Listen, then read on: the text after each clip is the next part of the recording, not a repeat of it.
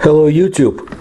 Today I will show you how either history of the world it's either not been fully researched or how some of it is being obfuscated.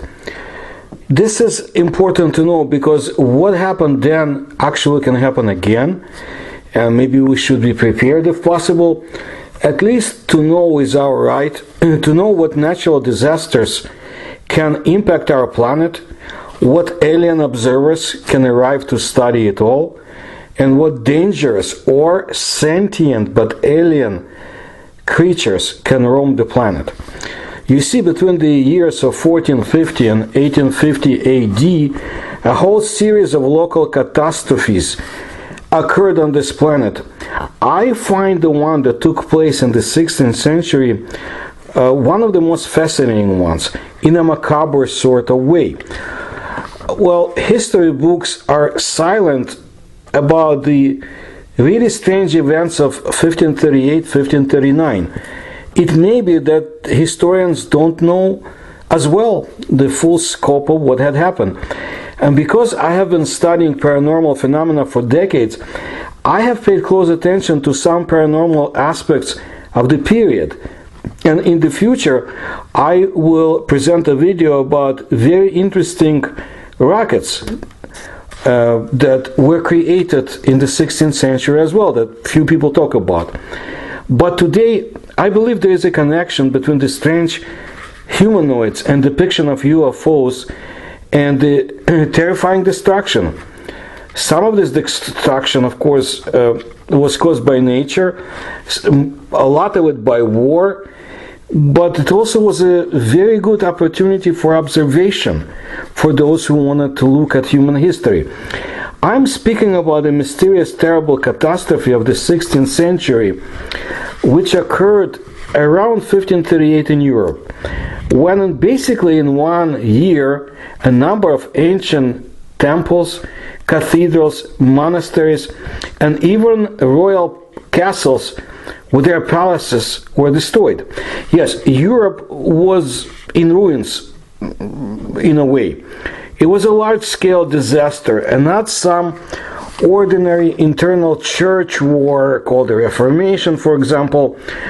And if it was so, it was large-scale, then its traces should have remained in Russia as well. And it was in 1538. So what are the traces of the unknown disaster in Russia? This is where we're going to start, but not end. Not much, but there are some. And these traces can be actually traced on the example of the monasteries of the central and northwestern part of modern Russia, also destroyed in 1538. But to begin with, we will not look at the colorful we will not be able to see any colorful ruins of monasteries, cathedrals, and temples in Russia today, unlike in some other places. The entire problem with the ruins of churches, monasteries, and fortresses of the 16th century, and I repeat, it's the 16th century in Russia, is that there are practically none. The thing is that until the 16th century, almost all Russian churches, monasteries, and fortresses were exclusively made of wood and burned to the ground. Nothing was left but ashes.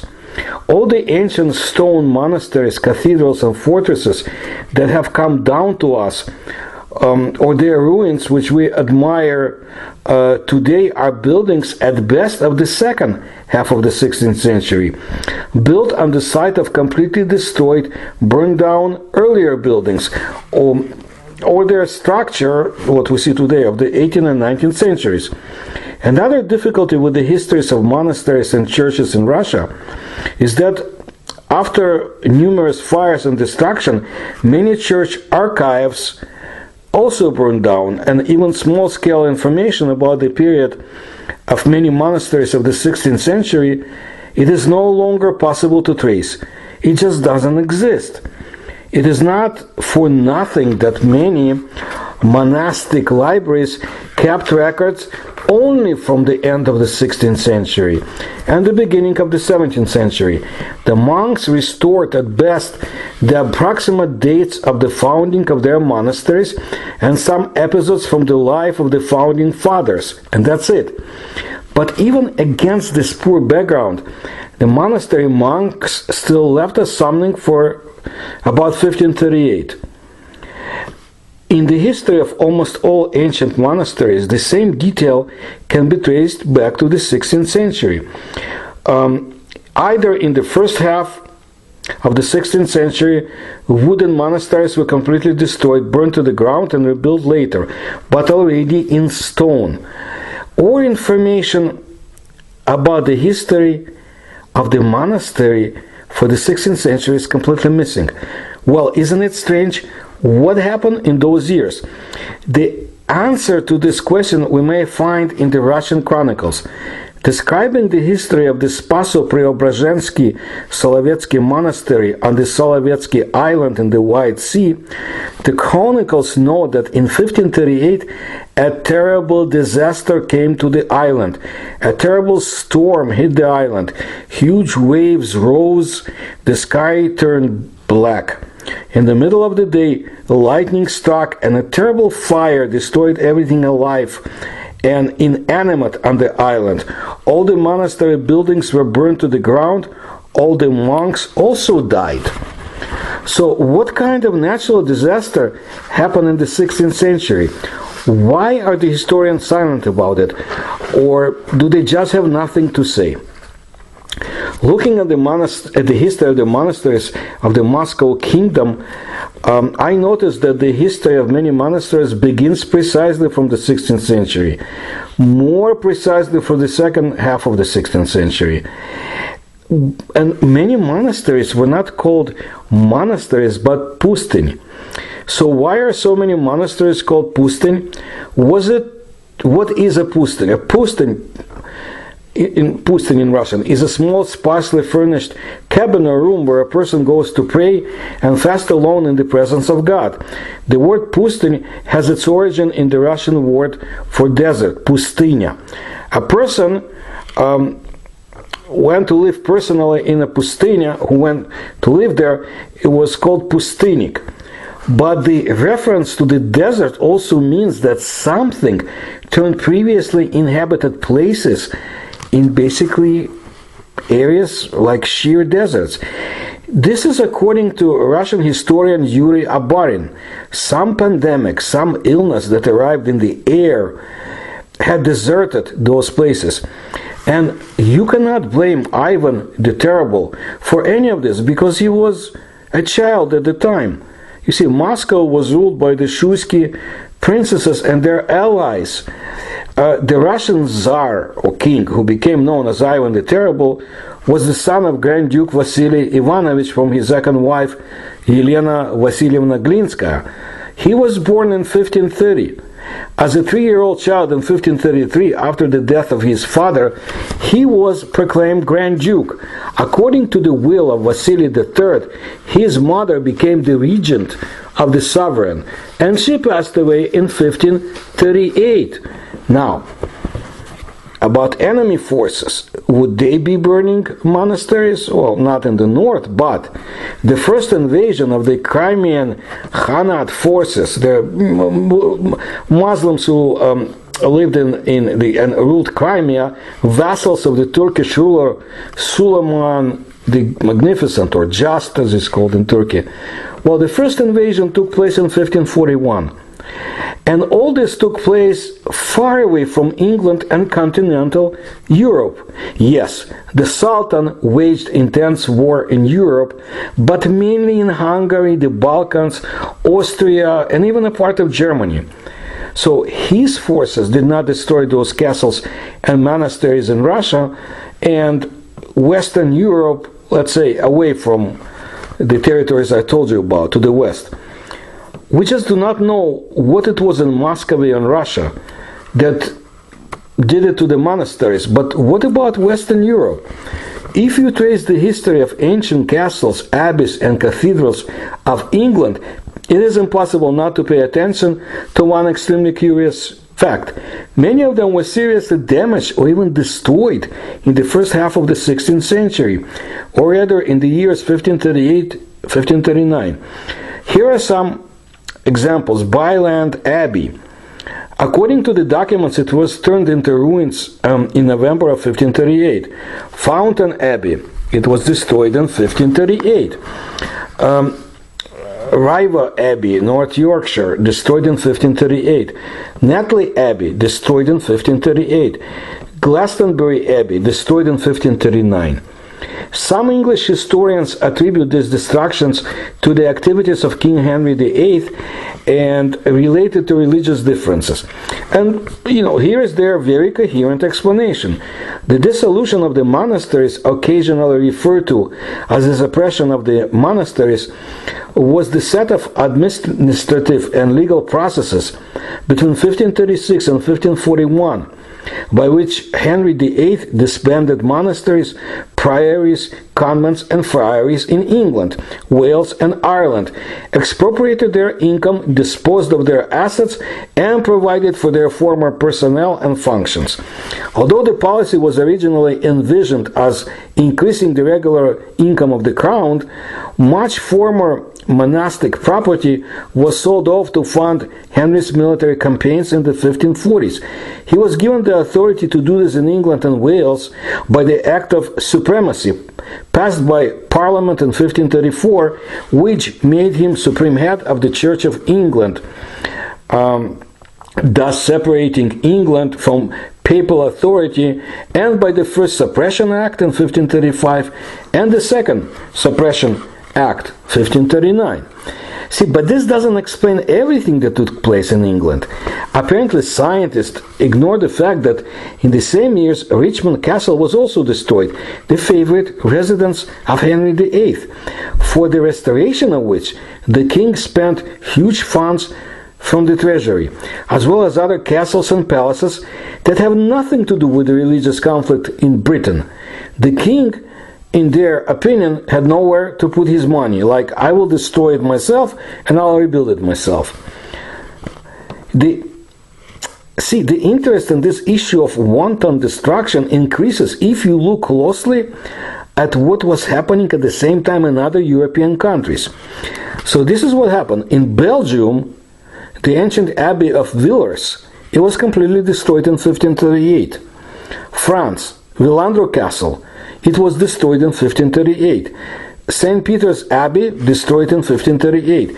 Germany, Cologne Cathedral, it was destroyed in the late 30s of the 16th century and was restored for 300 years.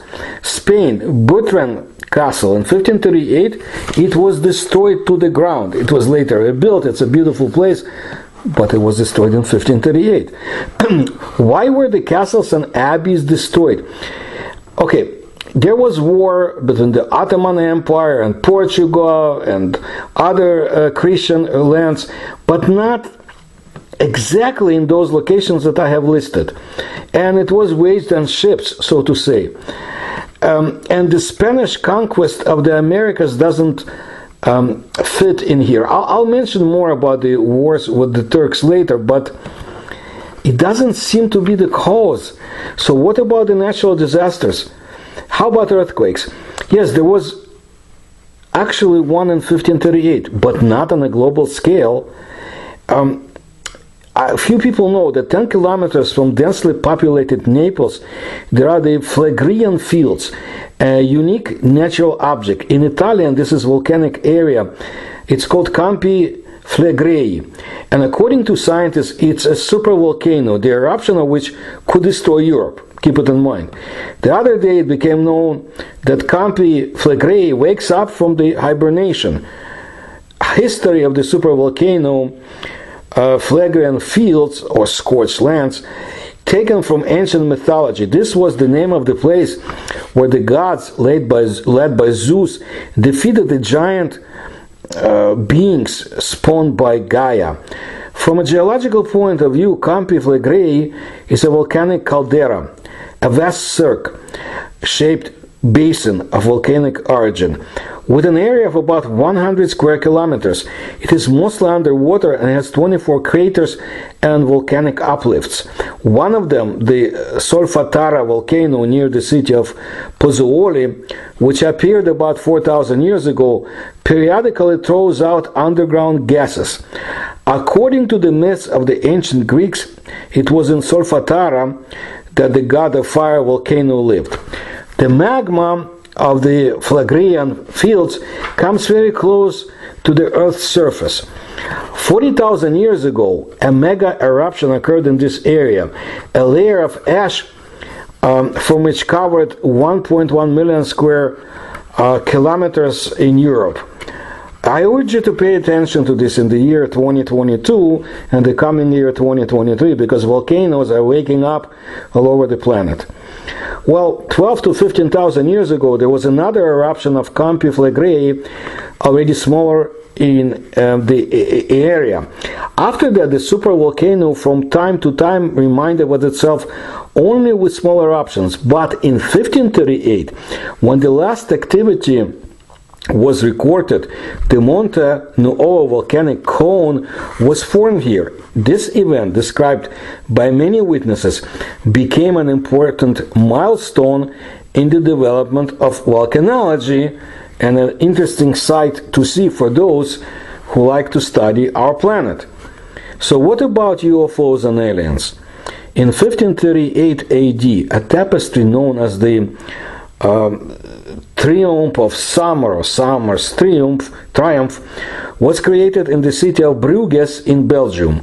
It depicts the victorious ascent of the ruler to power. However, the tapestry depicts something much more interesting, which is easy to miss if you don't look closely. Numerous objects in the sky that have a classic UFO shape. The city of Bruges is the capital and largest city of the province of West Flanders in the Flemish region of Belgium, in the northwest of the country. When I was 18, I spent part of my summer there and remember the area well. The origins of the city date back to the Roman era, and it has been the target of many invasions due to its strategic location. If you look at the upper part of the tapestry, especially on the left side, you can see several black flying objects in the shape of a hat. They are not associated with any religious images that are often found in the sky in other works of medieval art. Some historians suggest that these objects symbolize the significance of the coming to power of this ruler and the fact that he enjoyed the support of the divine. But since when are flying disc-shaped objects considered a symbol of the divine intervention? And if so, why? If people of that era associated flying saucers with divinity, it means that they saw such objects in the sky and associated them with divine phenomena. The tapestry again is called the Triumph of Summer, Bruges 1538, and it's kept in the Bavarian National Museum. But now let's look at something else that happened in 1538. The Tudor historian John Stowe described an incident that occurred around 1538 in London at St. Michael's Church on Cornhill Street. The bell ringers were ringing the bells under the roof of St. Michael's Cathedral in order to drive away monsters, when an ugly likeness of a man entered the south window and went out into the north. Out of fear, all the bell ringers fell to the floor and lay like dead for a while. The animals with clothes described by Stowe caused confusion among historians and translators. In the Middle Ages, it was considered common to ring bells to drive away demons from their homes. We usually look at the past in the context of modern lifestyle. Our thoughts and feelings are conditioned by today's world, so it is not always possible to recreate the spirit of the era we're studying. Often the meaning of ancient manuscripts, translated from generation to generation, changes beyond recognition. For scientists, the obsessive and apparently fanatically implanted by the church and the state, the idea of demons is a mystery.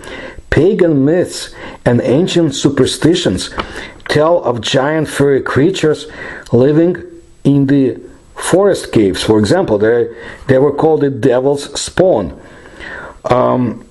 When Charlemagne conquered all the neighboring lords, he introduced harsh laws to discourage demons from causing damage to crops. Was he trying to ascertain crop circles? I'm not sure, but definitely there was damage. Monasteries resounded with angry speeches about demons abducting monks, or about pious monks who fell into the clutches of the so-called forest people. The abbots called for these fiends to be put to a painful death. Stowe described a creature that was not a monster but a humanoid.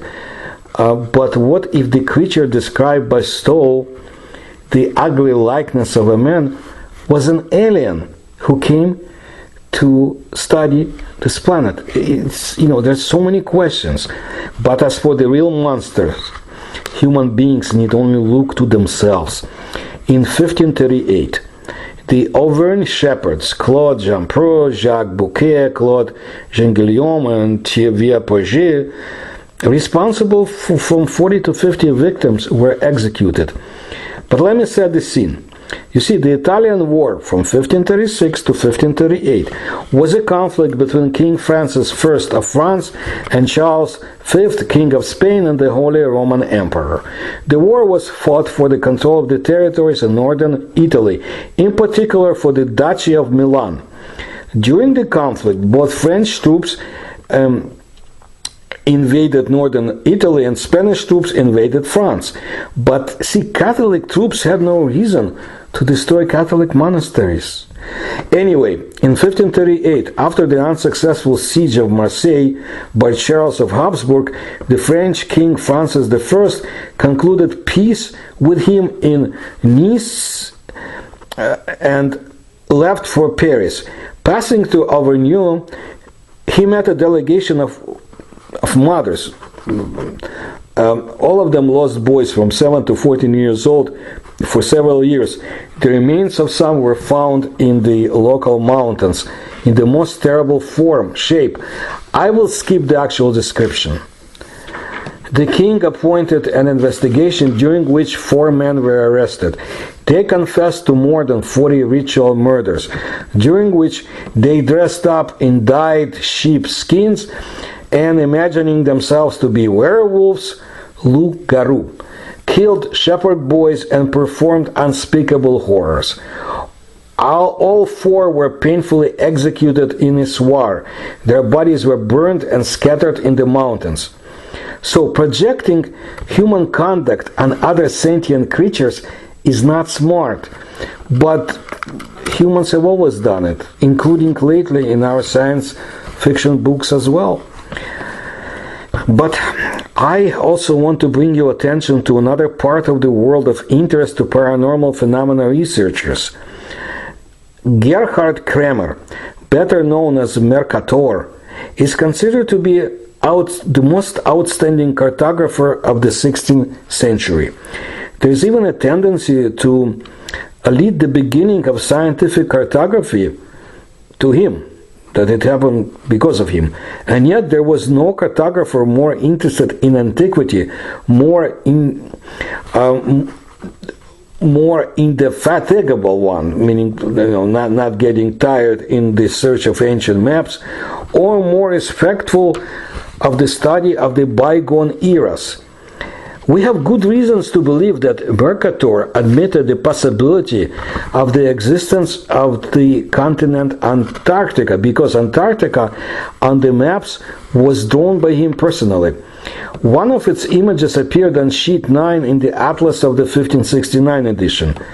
But listen to this. The projection on the Mercator map of Antarctica is exactly the one that is named after him.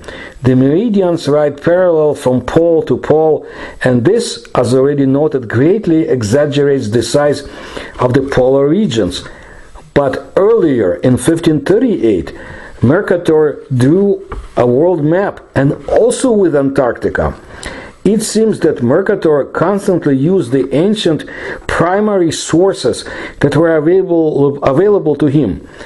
What happened to them afterwards, we do not know, but their influence can be detected, at least in cases where Mercator lacked the information received from contemporary travelers, and he depended on ancient materials. Very interesting. And even the year 1538 to me is significant.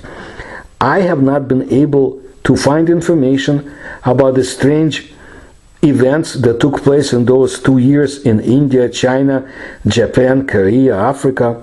As for the warfare, the Ottoman-Portuguese conflicts lasted from 1538 to 1559, and there were a period of conflict during the Ottoman-Portuguese confrontations and series of armed military encounters between the Portuguese Empire and the Ottoman Empire, along with the regional allies in and along the Indian Ocean, Persian Gulf, and Red Sea. But this is a normal state of human affairs. The warfare would not explain all of the strangeness, all of the events in those 2 years. Look, I'm sure there will be an explanation one day as to what took place on planet Earth in that period of our history. But to me, it's all very interesting. If you like my research and you can support me, and I ask you, please do, you will see the links on how to do it in the description to this video. Please tell others about my work. Please subscribe to my channel and stay tuned for more videos about paranormal Eurasia and other parts of the world. Thank you.